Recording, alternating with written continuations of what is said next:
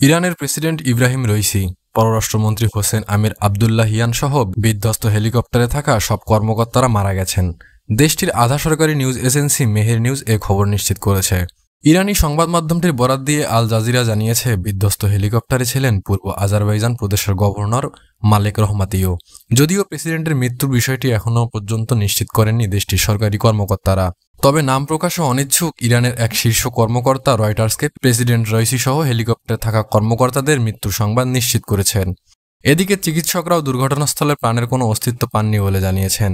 এর আগে রোববার আজারবাইজানের সীমান্তবর্তী এলাকায় দুই দেশের যৌথভাবে নির্মিত একটি বাঁধ উদ্বোধন করতে যান ইব্রাহিম রাইসি।